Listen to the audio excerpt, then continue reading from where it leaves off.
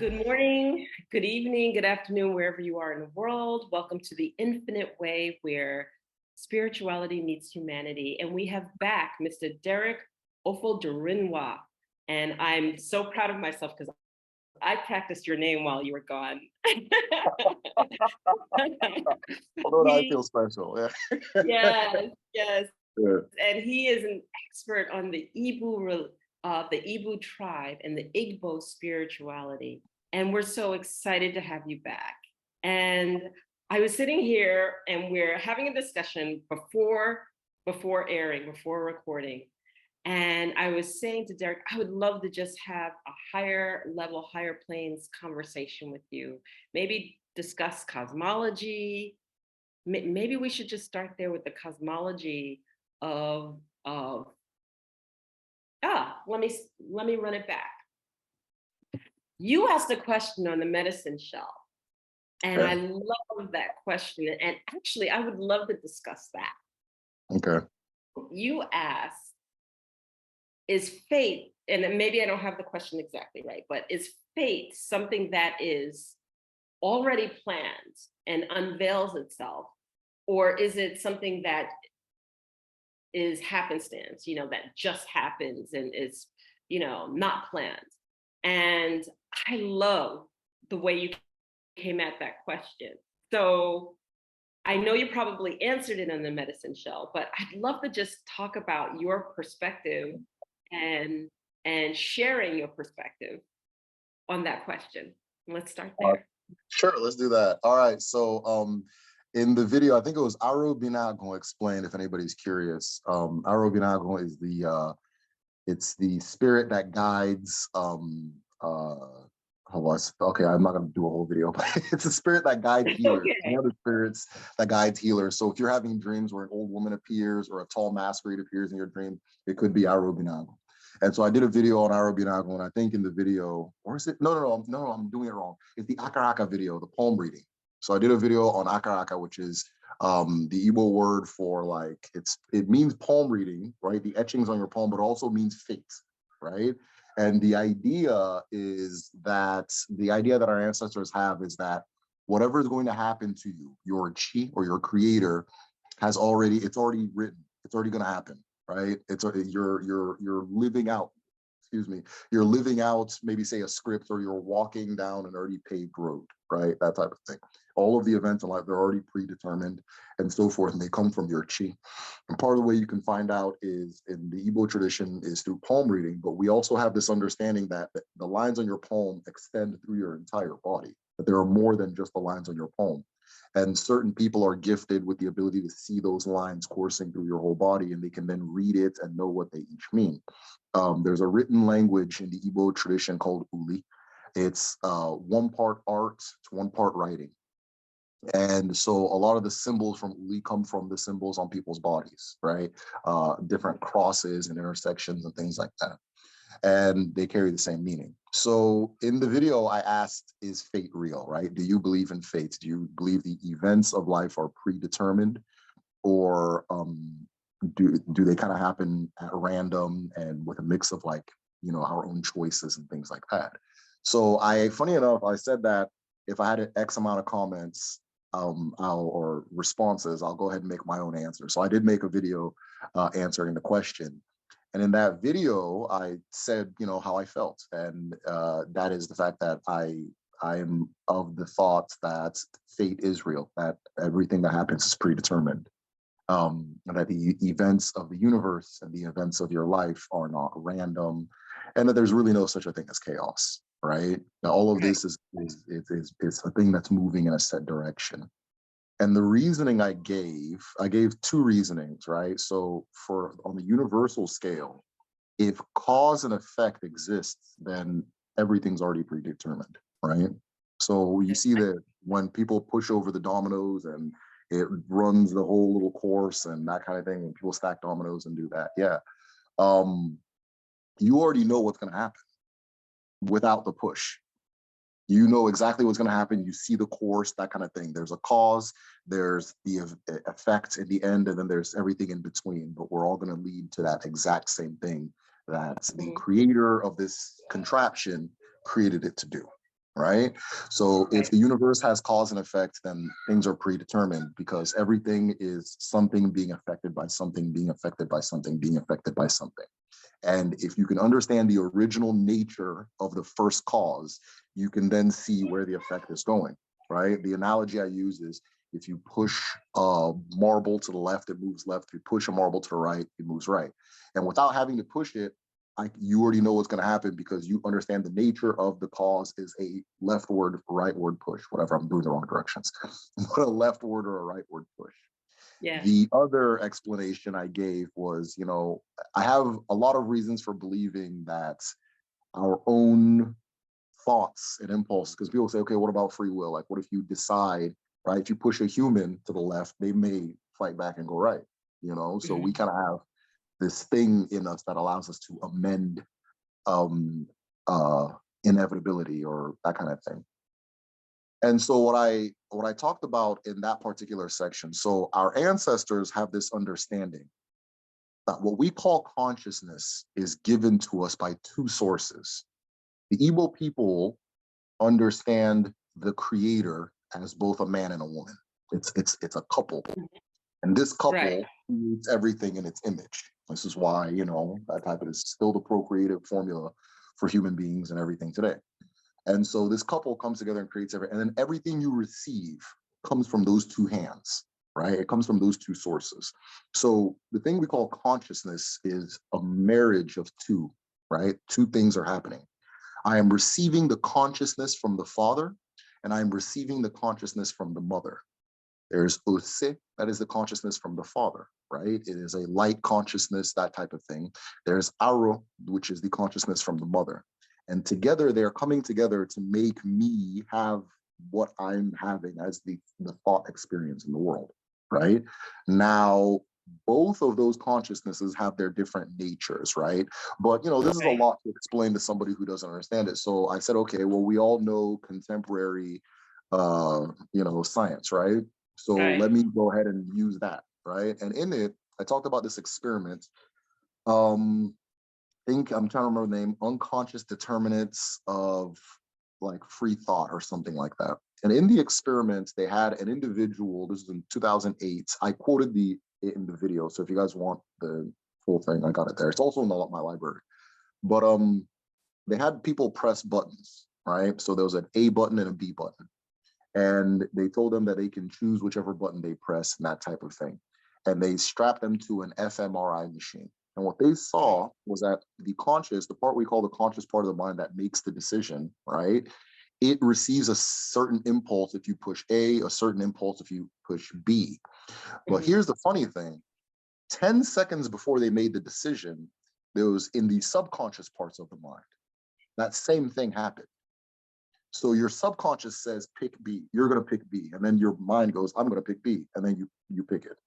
And this subconscious part is the part that's in charge of things like salivating when you see food or your heart beating faster when you're scared, things that you don't deliberately control.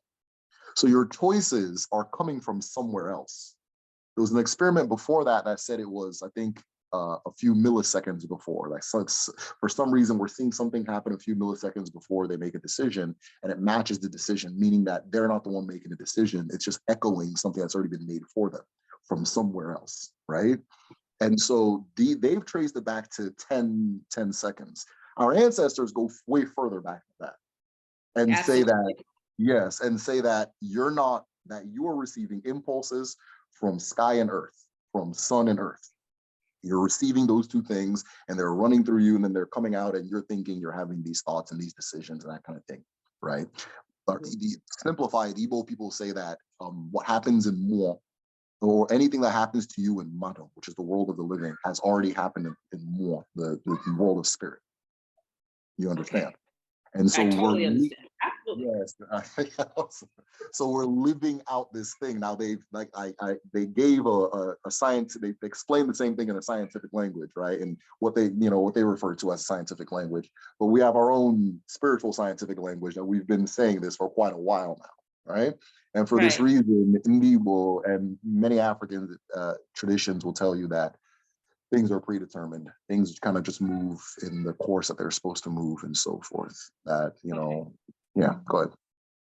So no, because I want to go all the way back to the beginning. But first of all, the law of cause and effect. So I understand the law of the cause and effect, the law of polarity, et cetera, from the Kybalion, right? And so is that the same in the Igbo traditions? Yes.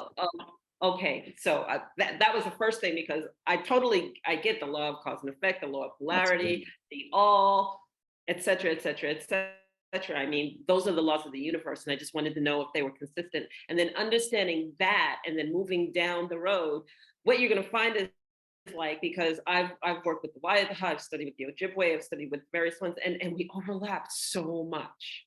We overlap in terms of understanding the masculine, the feminine, and some say God is without form, some say mother, father, God, okay, or however you want to look at it, but it still represents that there's this masculine and there's this feminine.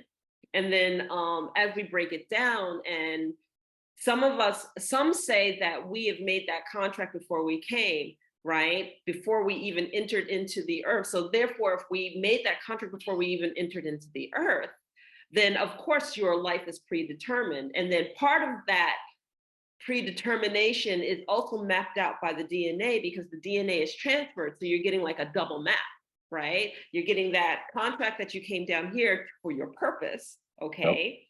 And sometimes our purpose is just to be the light right here. It doesn't always have to be some big undetermined purpose. It's just be Right. here, be Right. present, be, right? And then how we're shaped and how we operate, and how our limited belief systems or our boundaries are predetermined is based on that DNA and that map, and how we choose to read it from that unconscious state to that conscious state, right? So a lot of it is at the foundation is very, very, very, very close to the belief systems of so many, Yeah. and it's fascinating.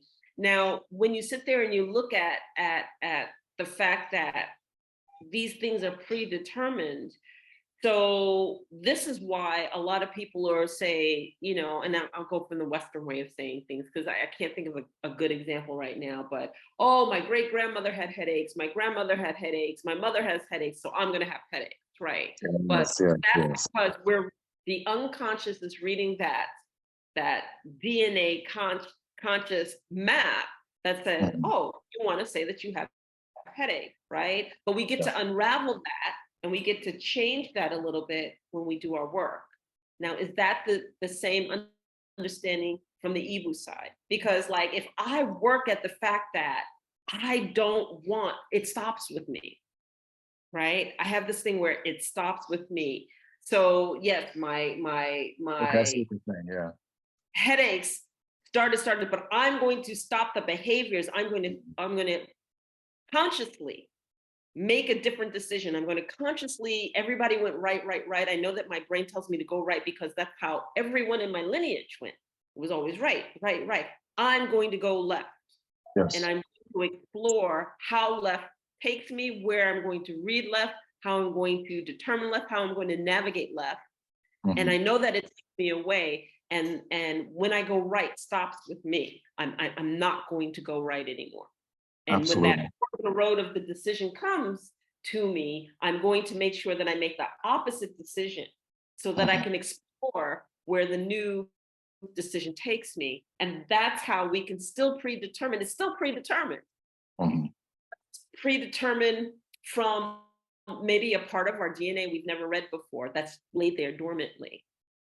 That was always the possibility, and maybe that's the free will part. Yeah. Yeah. No, I like what you're saying. It's interesting that you're saying that, right? And I think that there has to be a shift in the way we see something, right? So sometimes when we have these things, this happened before me to this ancestor, and then this happened again, and it happened again. There's this recurring thing that keeps happening over and over. Am I going to live this life cycle again? And then you're the person that says, no, I'm not. No, I'm not going to do that, right? In the West, we call that a choice. At home, we call that a calling. I It love wasn't that. so much that you chose to do that thing, it was your calling okay, it's gonna happen a few times, it's gonna end with you, right? There's this Elu, and Elu is a proverb, right? That says that children must see abominations so that they know it exists. Mm, Oftentimes we have to see these things, right? I've seen, let's call it alcoholism, right? It happens over there and it comes again in this generation, it comes again all these years, over and over. Now it's my turn, and I'm all of a sudden, am I going to do the same thing, right? mhm. Well, you pick up the bottle, you're in the same place, but then it could be your calling to say, no, it ends with me. It could be your calling to suffer through it and then say it ends with me. Mhm. Because there's this thing in Ogun, Igbo medicine, where there's this very, very wise Dibia, and he shared the fact that when you're forming medicine, your intention affects what this medicine becomes. So if you're putting medicine together and you're angry, it's going to affect how that medicine ends up happening.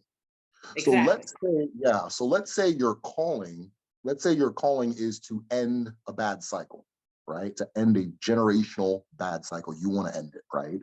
Well, sometimes you have to suffer it. And sometimes the way it's not just that you're going to end it, but the way you feel about that call is going to be a part of that medicine. And it has to be a part of that medicine. That it has to be this specific type, because that is what's going to work, right? Mhm.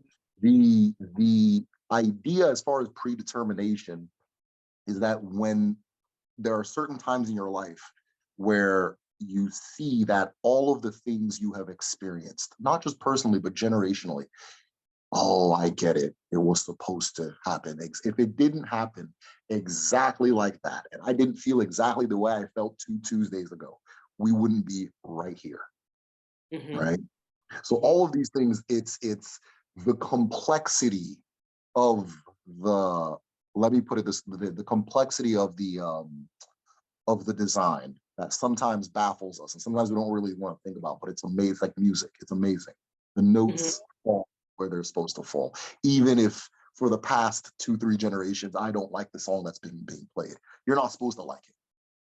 You're not supposed to like Exactly. it, right? There's a thing in Igbo spirituality, African spirituality, really, that it's feeling affirming, right? If you're feeling a way about something, that thing is, you're not supposed to suppress that feeling. You're good. You're supposed to feel that way. There's a reason you feel that way, right? If you're interested in something, you're not supposed to, okay, yeah, but man, no, there's a reason you're interested in that thing. You understand? There's a reason your eye moves in that direction, that type of thing. It goes back to the free choice thing, right? I can choose, if you put, let's say, ice cream and a shoe in front of me and say, which one do you want to eat? Okay, I want to eat the ice cream, right? I feel like ice cream's a bad example. I don't really try to eat dairy. I avoid dairy like the plague. But you put the two things in front of me, I choose the ice cream. It's like, yeah, I can say I made the choice, but I don't choose the fact that I don't eat shoes. I didn't choose that. You Mhm. understand? My creator chose that for me. You understand? Right. So And I I'm making, totally understand. Yes. yeah. So while I'm making these And choices, see, go ahead. Go ahead. and I want to take it to that level, because what happens is that we call it free will, right? But what is it Mhm. that we strive to when we're trying to do, when we're trying to be a better version of ourselves, in embracing spirituality, right? Yeah. It is a trusting of ourselves, right? Yeah. We're looking for the tools and we're looking for everything internally, Yeah. okay? And so when we truly trust ourselves, right, then what we're doing is we're listening to that voice, okay, that says go left, and then we do our internal check. Yes, I trust myself, I'm going to go left, Yeah. right? And then that propagates where we're supposed to be in that divine alignment, because we're trusting ourselves and we're going where we're going to go, and we're doing what we're supposed to be doing, and we're navigating through life in that way. And a Yes. lot of times when people turn around and go, I need to be coached, I needed this, I needed that, it's because they don't truly trust themselves. They don't Yeah. truly trust that internal voice. They're not following what the heart calling is saying to do. They're not Mhm. doing what is felt inwardly, vibratorily, everything that says go left, and you go, but my rationalization says I have to go right, so I'm doing what my rationalization does, and here's the justification, and blah, blah, blah, blah, blah, blah, blah, blah, blah. And the bottom line, they should have trusted themselves and gone the opposite direction like they were supposed to.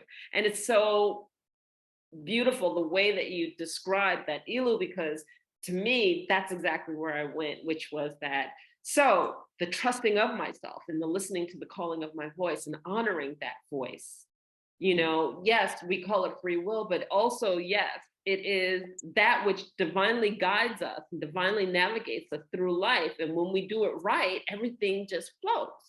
Yes. And that's what we're supposed to do, is we're supposed to flow through life, even when we have setbacks. Because the setbacks just go, okay, have a heightened awareness. That's what setback means. You have a setback, so you have a heightened awareness, and now you're looking, because you won't want that setback to take place again, right? So you have that heightened awareness and sensitivity to navigate appropriately. Yes, exactly. Exactly. And it's not so much that you can tell somebody something, right? But sometimes you have to feel it, right?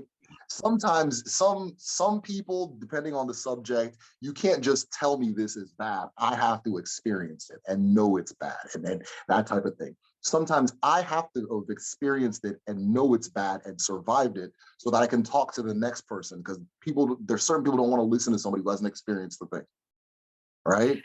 Yeah, That kind of thing. I've been lucky.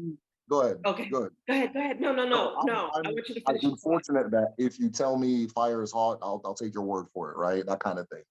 Some people need to touch the fire, right? Some people need to listen to a person who's touched the fire, and so forth. So all of these things, I really like what you're saying about the trusting of self, because in the end of the day, that's every single thing that every indigenous African person is saying. That's what it's what it is. So I think one thing that the West does, and it's part of the Western power apparatus, is it tells you the last thing you should trust is you. Yes. The last thing you should trust is you, right? So your intuition is dismissed in Western culture. That's just, you start talking about that, you're going to lose your job, right? That kind of thing. You know, if you say something, okay, well, you know, prove it, or not prove it, but because in the African we have to prove it as well, but it's where'd you get that from? You know, the whole cite your source thing. I always joke about that all the time, right? Where'd you get that from? Right? Okay, well, if you can't show me the thing you got it from, and if you narrow down to all the sources have a hierarchy, and the hierarchy always points to somewhere, right? If I said I got this from the University of Bangladesh, it's not going to mean the same as Cambridge, will it? Even though the best students in the University of Cambridge might be Bangladeshi, you know, it's not unrealistic. But we know, think about it, you know where that hierarchy of legitimacy comes from, right? So it takes legitimacy from you and then it sells it back to you. That's that system. And so the African system tells you that, no, you are the legitimate.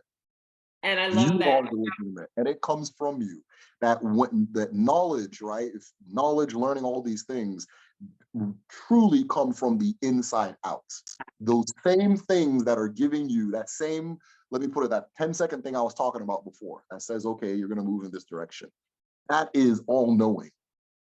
That thing that we call it your chi, it's all knowing. All knowing.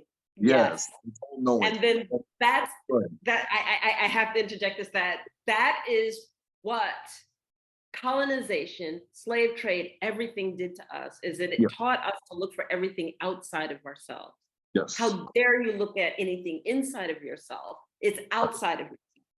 You know, it needs my approval. It has to be on a pedestal. You got to strive to want to be on the pedestal and then bark it back at everybody else and be the last person to say anything. You have to compete to strive to be better than the other person, have control over the other person, or have everything's outside of ourselves that is good or glamorous or whatever. So much so that we've lost the fact that everything that we need is within ourselves. You know, I teach this program, Empower, Achieve, Succeed through Self-Mastery, and it's 7 tools. And the 7 tools are just basically all of the things that we already possess and how to master them to get back into here, our heart. Our heart. And then I'm sitting here and I've spoken to you, I've talked to a few other interviews. And what I'm realizing in the African spirituality is that I may be calling it empower, achieve, succeed through self mastery, but really what it is the foundation of what's been in my DNA from my Yeah. whole time throughout history of all of my ancestors that Yeah. I've just coined it this way for the Western world. Yes. But Yes. it's, Yes. I should have had it the whole time because Yes. that's the foundation of us. It's Yes. not. Yeah, I like that you coined it this way for the Western world. Exactly. So the word empowered, we have to say empowered because you've been disempowered, not Mhm. because the natural course of life is finding power, right? You can't No, tell a 1 month old that they don't have power. You can't. right, You can't convince them right, that they're not important. You can't convince them to not trust that inner voice. It's all they have, right? I'm hungry exactly. right now. You understand? I'm going to cry exactly Your when I'm voice hungry. says I'm hungry. Yeah, if you're an adult long enough in the United States, you actually lose track of when you're hungry and not hungry. We do that. We lose track. So we'll eat when we're not hungry. We'll wake Yes, up we'll wake up in because the disalignment with the routine sun. says do it. This is the time to Exactly. eat. This is Yeah, what you're supposed to do when you're supposed to do it. exactly. It's a control apparatus. So we have to call it empowered, but it's not because life is a process of becoming empowered. You were born empowered and it was taken from you. So now we got to teach you how to be empowered so you can go back to being normal. It's called normal, Yes, right? That yes. kind of thing. And so, but that's just the structure of this particular society and the history and so on and so forth. And I think I see that in the West, they're learning the error of their ways. They're not learning it in the sense that they want to correct themselves, but they're seeing, uh-oh, we're running off a cliff right now. You Hmm. understand? They're seeing these things, right? Now, if they have the capacity to turn around and say, okay, we were wrong, I don't know. But it's obvious that these things are leading to somewhere because there's this idea in Udinani that if you take from things don't come out of nowhere. If you take something from somewhere, you have to replace it with something else, right? So I have created a situation where you do not rise and wake with the sun the way you're supposed to. You don't know when you're hungry. You don't do whatever. So now I got to take all these other artificial apparatuses and to make you feel normal again. Okay, if you take this medicine, you'll have this. If you take that, you'll take Hmm. all we've created a system and now we medicate ourselves to save ourselves from that exact same system so that we can still be in that system, right? And we're so disempowered that we don't think we can survive without it. Hmm. It's not even a matter of where we find glory, because it's also where we find glory, but we don't even think we don't think we'll last a day without this thing. You Hmm. meet so many people, I want to Until start a we change business. that mindset. Until Exactly. we change that mindset. Yeah. So, and one of the ways your creator talks to you is by passion and want and light, the things that resonate with you. So you'll meet Okay. people that say, "I want to start a business, but I don't know, man." If you want that thing, if you already have what it takes to do the thing. If you sincerely want it, not that if I get this business, it's going to make me look this way, and what I really want is to look this way. Just go ahead and find a way to look that way, because if you do the business, it's not going to work, right? But if you Right. specifically want to do the business, right? It's inside of me. I want to do this thing. That's how it happens. There's this article I have. So I have like a library. I think I shared the last one for my patrons and stuff, like all the stuff I use for my research. And in it, there was this one that was really interesting. So there was a midwife. They called her midwife, but she's a doctor. She delivers children and that kind of thing, and so forth. Not that midwifery is less than being a doctor, but I don't know why they didn't call it a doctor. It's a doctor. But and the guy asked, okay, what was your training? And he said, and the woman said, when I was little, anytime midwifery was happening, I'd come watch, and then everybody knew I was a midwife from there. And that's really all it is. That my chi, when I was a child, and I was most connected to my chi without any doubt in between. Anytime this thing was happening, my spirit would guide me over there. Go there, that's you. Go Exactly. over there, right? So people knew, Hmm. oh, okay, we have a midwife here. And it wasn't that I made her a midwife, is that her spirit revealed to me something about her. And so I started calling her that thing, right? Yes. And Yes. so forth. And so when people are, this journey of empowerment and so on and so forth, it's really just about learning that first voice you have, that voice inside you, is a divine voice. Wait, yes, yes. Not And I yet. remember Go ahead. I remember learning that as I was studying as a protege with the Ojibwe and hearing that first voice, and then understanding what it meant to be balanced with nature, and understanding that everything had energy, and then seeing everything with through different eyes, and then starting to ask permission, and then finding that it responded to me differently. It had a different feel. It had, that things would give their life if you asked permission, if you worked with it, if you understood the balance of it, then versus just taking an entitlement. And that there's this whole symbiosis of in the Peruvian Quiros Indians, we call it Aini, the give and take. This whole symbiosis of give and take and give and take. When you're taking from the earth, you acknowledge it, you pray for it,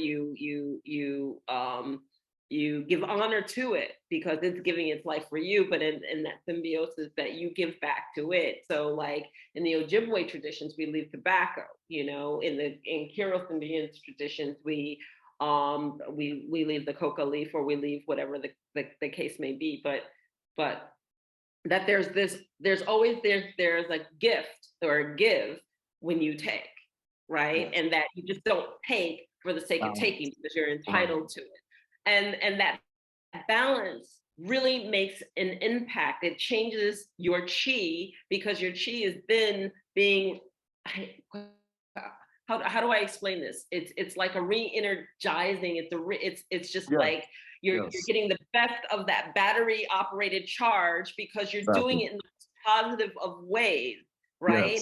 Then what you just talked about is like that law of vibration, which is just that. So then now I'm doing it in the most positive of ways. How I view, how I touch, how I express, how I speak, that vibration is just even that much stronger and attracting, because I'm doing it from the proper intention, the intention of that positivity and the trust within self and the voice that's guiding me. And so people struggle with this. Well, it's like this, your chi is perfectly balanced with nature. Nature is balanced with your chi. They're both balanced with each other. If you are not balanced with nature, if you're not imbalanced, you guys aren't even in the same house. So if it starts talking to you, you can't, it's still talking, you just can't hear it right now, right? It's still talking, but I just can't hear it right now. Go back into the house. You have to be in balance. And when you're in balance with these things, it becomes louder and clearer, right? People can go years without dreaming. It's not a good thing. No, it's not. There's an imbalance going on there. And when you get yourself back in balance, all of a sudden it becomes vivid again. So on and so forth. That's just one of many examples. But yeah, it's a balance thing. And there's a way, and I really love what you're saying, because again, it's the same with the Igbo tradition, is that you're not just, that part of that balance is you're not just taking. You're not just extracting, you're not just sucking things out and going about your way, right? You're giving back. You also give back. It's take and give. It's take and give. Because the universe has that balance. It already has the take and give. Oftentimes when we take without giving back, something will be given back. It's just not what we choose. You understand? Something will go away. Anyways, let me not go to that. It's a little too political. But the extractive nature of the way we do what we call economy now, it takes, and then it creates consequences. We now take something else to plug that consequence, and that creates another consequence. And we're just in this perpetual, and we're calling it progress. Oh, we've solved this problem. We've reduced emissions by blah, blah, blah. That's progress. How did they get there to begin with? Are you progressive? You understand? Yeah, I do understand. Yeah, if I remove a part of my skin here and it's bleeding here, I say, okay, I've removed part of my skin, I'm going to remove this part and patch it over here. I didn't make progress. Right. Or if I stepped on the back of somebody in order to make myself look better and say, look, see, I got here. But all of the prisoners that I took on the way up, and all of the people I stepped on their backs and hurt them in order to get there. It makes a difference on how you get there and what progress took place in order for you to get there. So yes, I do understand. And of all the parts of you that we understand in Odinani Ndibo, your chi only operates in purity. Yeah. When you go and commit offenses against its children, which are the other human beings in the world, you're on your own. It's not coming with you. And you can operate on your own, but you're going to know the feeling. And it has a consequence, because that is the thing that's giving you life. Right. There's an ilu, the Igbo people have an ilu that says, anyone that holds me to the ground is holding themselves. Because in order for me to hold you to the ground, I have to stay right where I'm at. I'm on the ground with you. I've sacrificed myself so that you can be down. You understand? And so, and we look at those things and we say, okay, well, that person's on the ground, that person's on their knees, but then all the way on the ground. So that one person on the ground, one person on. No, you're both stuck. You understand? You're both stuck. But you give way. Let's say I let this person move and they let me move. Oh, it turns out there's enough for everybody. Turns out there's enough space for everybody, enough food, enough resources, and so on and so forth for everybody. Always has been. Yeah, and one of the tricks, as far as the control apparatus in the West, is this myth of scarcity, that there's only X amount of something. There's only X amount of glory. So to get you to hoard, to get you to feed that greed, to get you to feed. Oh, but I'm not going to have enough. Oh, but it's not enough. Oh, but I need more. Oh. And then to also, when you see somebody something being stolen from somebody, you can partly justify it because, that's bad, but you got to eat. Well, you could have both ate. So that's not what it is. So all of a sudden you can justify theft, and then whoever's best at theft wins. Yeah. Right? Imbalance. Right? Imbalance. Some people operate in imbalance, right? Some animals are nocturnal, some are animals of the day, and so forth. And in order to operate in imbalance, you have to keep that system alive as much as possible. And if you don't, as a person, operate as imbalance, step out of it, because you're draining yourself, you're killing yourself, even if you're not aware of it. You understand? So I have a question for you. Knowing that we're all gifted, okay, and this is more of a question of is it rites of passage? Is it different? But how do the Igbo people recognize the gift, and how do they bring it forward? Okay, so I recognize my gifts late because I submerged in the indigenous traditions late, and that changed my life. And it made me look at the world differently, look at myself differently, look in the mirror differently, everything. Thereby, I recognize and I own and I value the universe within that is capable of doing the various things external to me as it vibrates out. Right? Yeah.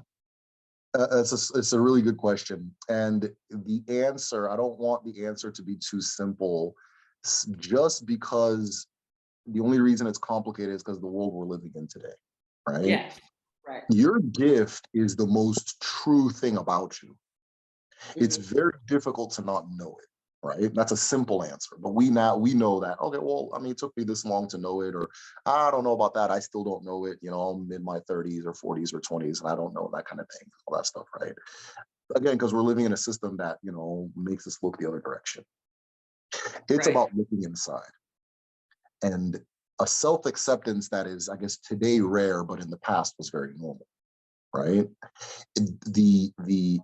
Our ancestors understand that in knowing yourself, like there's the ilu is that if you look at yourself long enough, you'll see your chi.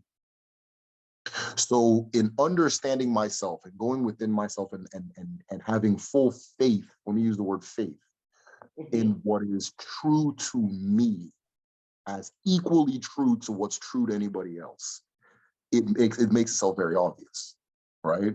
So I, for example, I was never a good student in school. I was never very good at school, but I liked learning, but I just wasn't good in school. And I tried so hard to rectify what I thought could have been what's keeping me from being good in school, because school was an ends to a means that at the time I thought would be good for me. And I came to find that all of the things that were making me bad in school were the assets that are allowing me to live the life I want to live today. It is exactly the reason I am who I am. And it's what makes me good at things. So I don't believe in strengths and weaknesses. I only believe in truths and falsehoods, right? In the past, I was trying to occupy a falsehood. And all of a sudden, I read my strengths as weaknesses. But then you start occupying truth. And all of a sudden, your truths become strengths, right? Right. Well, okay, I have a hard time focusing. Well, maybe you're just a really creative person. And you're not supposed to just do this. You're supposed to do this. Maybe that's Right. who you are, right? Okay, um, somebody, oh, I'm really lazy. Right? Somebody can be, okay, I'm really lazy. Well, maybe you're supposed to be really lazy because of the lazy people that think of the easy way to do things. You're the inventor. You're the creator. Really, You're the that's right. person, Innovator. innovator. You understand, right? Okay, I'm really this and this and that. Okay, so and so forth. Now there are some things that we may attribute to ourselves, but it's not from a place of truth, right? So I thought I was a bad student. You understand? But now I've come to find I'm actually phenomenal. That's my strength. I'm very good at learning. You understand? It's just I was occupying falsehood at one point, and so it felt and looked a certain way. Return to yourself first, and then look out.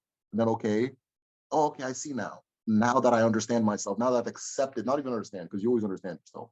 Now that I've accepted myself, I see that this isn't really a weakness. It's just my configuration makes me go in this direction, Right. right? The Right. individuals that were DBAs in the past, if they took too long to accept their calling, they would have what is known as aragon, which is the madness of agon, right? The symptoms of this looks like what we would today call schizophrenia, though I think I'm not going to try to conflate the two terms, not the same thing. It looks like a mental breakdown, right? People have these mental breakdowns. And in the past, that would tell the rest of the community, oh, this is a DBA. They just didn't realize it quick enough, right? Or this is a DBA and they know it, but they're trying to resist it and they're trying to fight it. You understand? Right. And from there, Right. you do the process of returning to Agro and accepting your calling and then becoming a DBA. And you make peace. It's referred to as making peace with Agro, right? Once you make peace with Agro, then all of a sudden, that same mind that was confusing you, you now see, oh, it wasn't confusion. Now it doesn't go away, right? But Right. it's now when you apply it towards in this direction, all of a sudden it's a strength. You understand? All of a sudden it's a strength. So it's about knowing yourself, accepting yourself. I think that's more important than even knowing yourself, is accepting yourself. And once you've accepted yourself, you're living in strength. And when you're living in strength, the things you classified before, and classified is the word, as weakness, or you'll see that they're actually strengths because they're meant to do this thing. We all know about this proverb, or I don't know what it is, but it's about the tiger that grows up with sheep. And so the tiger keeps thinking there's something wrong with it because it doesn't act like the other sheep. It doesn't look like the other sheep. But all of a sudden, when it gets around the other tigers, like, oh, okay. Turns out this is who I am. So that's And really what it is. I have to say that I look at that same example, and sometimes it's not the person at all. Sometimes it's us. It's the world around them. It's the framework around them. Because Yeah. I sit there, I'm listening to you, and I'm thinking, well, they thought Einstein was insane. They thought, that there's so many inventors and those that we or the sheep around them Mhm. weren't ready for their straightforwardness, objectivity, and understanding and clarity. That they aligned it, they did it, and were also diagnosed that, well, they're a diva, did this, that, and the other, because they just weren't prepared. They were so far ahead of them, they just weren't prepared to accept it. So again, it just kind of goes both ways too. My youngest brother was diagnosed with oppositional defiant disorder when he was younger. And because he just was constantly getting in trouble, this was just a very difficult kid to deal with, right? But today, he has made a very good life for himself doing Forex, right? Now, it turns out that the reason he made the same thing that caused him to make a good life for himself when he started doing the Forex was the same thing he was getting in trouble for when he was younger. One, he didn't want to listen to anybody. He didn't want anybody over him. Two, if everybody's moving in this direction, he's going to start trying to move in the other direction, that kind of thing, right? And then three, little opportunistic, right? Like would see an opportunity and get in trouble for it and that kind of thing. But that's actually the skill you need for that particular world, right? Right. So he took the risk of saying, "This is what I just want to do." He said he's always known he wanted to do that when he was since he was a kid. He just didn't have the words for it, right? And so in understanding himself, all of a sudden, here it is. Boom. Yeah. Yeah. So the Igbo people believe that, that contract you were speaking about earlier, we call it the Iuwa, or your Ofondo. I'm going to use the term Ofondo because it fits more for what I'm going to say. So an Ofo is like it's a pact, right? Ofo is a pact. That means many things, but one of the things is it's a pact that you made. And this is the pact you made with your creator and creation when you came into the world. That I'm coming into the world to actualize this reality. Okay, if you're going to actualize this reality, here are the rules. You're not going to do this, you're not going to do that, so on and so forth. And you make that pact. All right, we've made this pact, and you come into the world.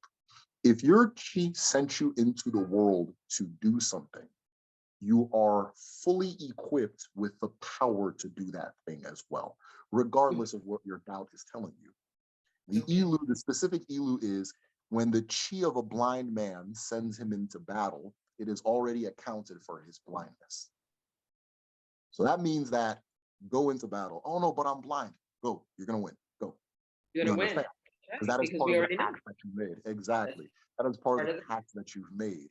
And so in trusting the self, you come to find that when you make that pact, when you have your formed, the person you actualize as, the family you're born into, the time you're born, the day you're born, all of it only. ties into it. The etchings on your hand that go Yeah. into your body, all of it ties into that pact that you made. It's just repeating that pact over and over and over. And when your chi sends you into battle, it gives you power to win in that battle. That power, we refer to it as the Ikenga in the Igbo culture, the Ikenga. The Ikenga is your divine power. It is a power you have that nobody else has, and you have it at a higher level than other people. When you see people operating in the space of their chi, you see their Ikenga. It feels like light. It feels like the sun. It's power. Mm-hmm. You understand? You're seeing Yes. something that you're not going to see twice. You understand, right? And so you have that situation, right, where your ikenga is a certain thing. Your ikenga, your power, let's call it your superpowers.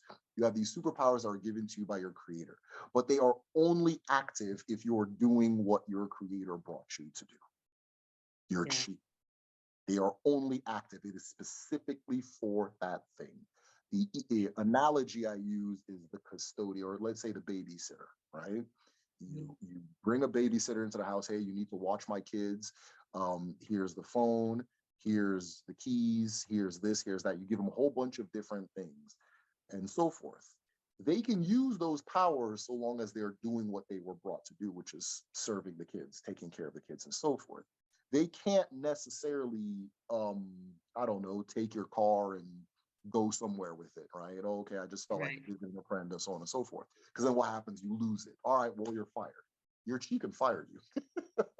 Right? I Your chief can love fire it. you. I love it. Right? Okay, you took the car and started doing all types of stuff with it, you're fired, right? But when you're in alignment with that mission, all of a sudden it lights up. And the thing is this, the mission never feels like something you don't want to do. It's that Oh, original truth. Okay, for some reason, I want to get into embroidering. I've always wanted to be an embroider since I was little. Anytime there's embroidering happening, my eyes light up. I can talk about embroidering for days without getting tired, right? I know that I know I'm doing something personally that my chi sent me to do is that when I do it, I don't get tired. It gives me energy. It's right. not something I have to rest from, right? So like this conversation, right? I get energy from it. So the I wanted to embroider, yeah, but embroiders don't make that much money, and it kind of looks stupid. And hey, they say that the oil field is really growing. The oil, I can get into oil and gas is really growing, that kind of thing. And okay, now you're on your own, right? That kind of thing. You can still do okay, right? But you're not gonna have that divine level of excellence. It's not gonna shining. It's not gonna come out because you're not using your ikenga, your divine power, right? Mm-hmm. That kind of. That's why it's important to return to your chi and know what your chi sent you to do. And it's a lifelong mission. We're talking about the time, right? We call that Yes. chi, right? The ilu is that when your chi wakes you up is no, I'm sorry. When a person wakes up, that is a person's morning is when they wake up. I'm trying to say it in English without keep the rhythm. A person's a person how can I say it? A person's morning is when they wake up, right? That kind of Mhm. thing. So maybe you're supposed to wake up when you're 53, 71, 12, 13, 20. That's your Right. morning. It's okay. You were supposed to wake up at that time. I know I didn't wake up till at least kind of early-ish 30, right? Mhm. Right. Prior, I Mhm. was flying all over. I was trying all these different things with all my might and all my heart, and it just wasn't panning out the way it was supposed to. And then I returned to myself in a way that, had you known me years before, you wouldn't think I'd be the one. And then next thing you know, yeah, I completely know what I'm Same supposed here. to do. So Same here. yeah. What I've learned from you, because I've always wanted to deep dive into African spirituality, and like, because I have these experiences and knowledge base from all these different cultures, is that there is a word for everything that I wanted to describe. And and I love that. I love that there is either a proverb, an ilu, or the key word, and it's what it's called, that describes the experience that I'm sharing, the teaching that I know, the navigation that I'm trying to express, the contract that I'm sharing, or whatever the case may be, that there's a word which tells me that many things were taken from that foundation and brought outward because Yes. the word already exists. Yeah. Yeah. And Completely. that's huge for me. Yeah. Thank you for sharing this. No, I appreciate it. Yeah. So people always, one of the best ways to start as far as Odinani goes, which is Igbo spirituality, is in those proverbs, is in those sayings, because your ancestors already told you what they want you to know, right? It's they put it in a way, and you have to also remember that's you. That was you back then. So the way you feel the need to express this specific thing, you in 5000 BC also felt the need to express that specific thing. And when it's nice to learn the languages and to learn the terms and things like that, because as you're speaking the language, you realize, oh, okay, this is me. This is, if I were to put a language together, this is actually exactly how it would run. I But see, we Go go ahead. ahead. No, I was going to say that you're exactly right. And you see that was the first thing that was taken away, was the language. No Yeah. matter what indigenous culture you're talking about that was oppressed, the first thing they took away was the language, because the love, the feel, the value was all in the language. Mhm. The spirituality, the heart, the understanding, the connection was in the language. Yeah. It's funny. Did you? It went. So I have a school like Kedu. If anybody's interested, it's www.kedu.me. KEDU.me. Right. And so we do Igbo classes. We teach Igbo, and we're not just teaching the language. We're also teaching like a lot of what we're discussing. What's really Right, inside of there. Right. right, And one of the things that happens, because I'll say about 40% of the students are like African American, Black American, right? Africans that were, generationally here in America, right? And just the same things keep coming up again and again and again. Oh, my grandma used to say a word like this, or this sounds like that, or this is like we figured out that the like AAVE is you're speaking English with West African structure. That's all it is. You understand? And there's another right. thing in the West African structure is a rhythm. I don't know if we talked about this last time. There's a rhythm in there. right? Yes, there And is. Because so, I didn't have yeah, that rendered. That's why I couldn't get your name at first. no, it's all Ofodirinwa. good. Yeah, once you get it, you get it. You know, I lose it sometimes too. You know, I speak English too much, so I can't speak English too much. It'll throw you off. It'll throw you off beat, right? So I mess up too. It's not a big deal. But there's a rhythm in all of it, and that's how you know if somebody if that's how somebody from Baltimore can know if oh, this person isn't from here. Their rhythm, they don't have that same rhythm, right? But you Right. go to the Igbo language or all these different ones, it's not just, you're not just saying words, you're not just pushing words out. There's a rhythm that you use to say them. And the rhythm is the same, or there's a similarity to that rhythm in the Caribbean, in North America, in South America, and then in Africa, right? Right. And so, like I said, if you have too much of that rhythm, you'll be penalized by employers in the West. Ah, Right. well, they don't sound professional. You know, that kind of that kind of thing. Well, if you're talking like this, then okay, yeah, now they sound professional, right? They got rid of that rhythm. You get penalized in the West. In Africa, you are rewarded for it. You can say the word wrong, but if you sang it correctly, you've said it correctly. If that makes sense, right? Yes, it does. And yeah, and so you're rewarded for it because again, if I were to put a language as a rhythmic person, as a person with rhythm to them, why wouldn't I say it this way? Exactly. You know what I mean? It sounds, this is more natural. It sounds what, and all of a sudden you have a language that rewards that rewards the structure. Like there's a thing that we do here in America where it's like, oh, is he mad or is he mad? Right? And we just think it's just something people do. That's a part of Igbo. That's a normal part of the Igbo language, right?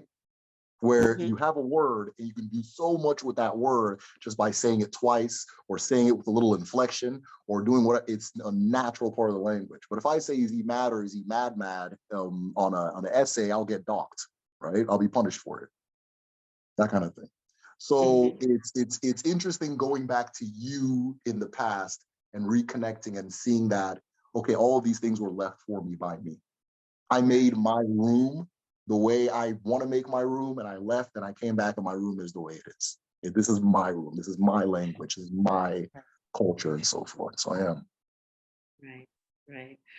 Oh my God. Do you know that we're going past and we've gone past an hour? It's because I talk too damn much. No, no, no, no, no. I can talk to you all night. I'm like, I want to talk to you about this. I want to talk to you about that. I want to talk to you about that. So I'm going to do it. I'm going to ask you for a third time. I don't care. Or I will continue. We No can problem. continue this Yeah. conversation You don't once a even month. do that. I don't care what we do. But I really, because I'm sitting here thinking, I want to talk to you about the cosmic language. I want to talk to you like, there's a remembering of language, right? And people call it speaking in tongues, right?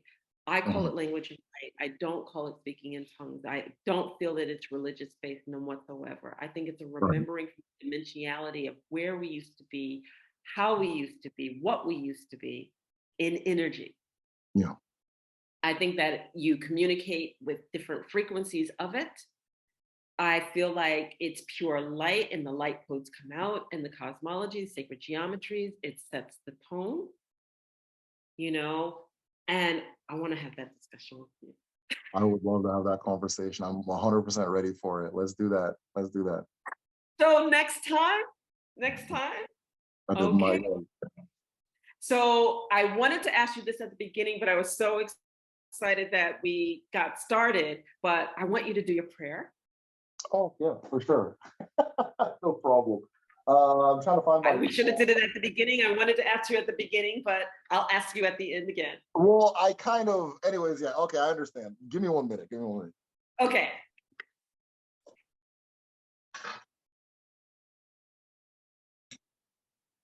All right, let's go. So, if for anybody that wasn't here for the last one, I got my camera angled kind of funny, but this is an UFO. It's just a tray, and in this tray I have Aji. The Aji is what our ancestors, like I said earlier, with you make the bed and it comes back the way it's supposed to come back, right? Or you come back home and your bed is the way it's supposed to be. So these are one of the things that the ancestors left for us to know them and to know each other. the Aji, the cola nut. I have bitter cola. I'll hold it here. This one's kind of dry, but I have a bitter cola is what I'm using. I don't have any the actual cola. But when we are communicating with our Igbo ancestors, this is what we use. And not to go into a different tangent, but it's funny, but I was speaking to somebody who does a Haitian, it's like a Haitian voodoo. And they have a spirit called the Igbo Loa, right? Which is the Igbo ancestor or the Igbo spirit. And they said that people usually don't deal with that one because it's very particular and they don't know what to give it. And I said, oh, well, you're supposed to give it cola nuts. And he's like, oh, seriously? Yeah, you're supposed to give it cola nuts. And he explained all the rules. I was like, oh, because you're not giving it cola nuts. That's why. So anything to do with your Igbo ancestors, the cola nut is the connector. That's what we use to know ourselves for generation and generation. So if you bring a cola nut to your ancestors in that regard, the results are way different than anything else. So what I have is cola. So let me begin.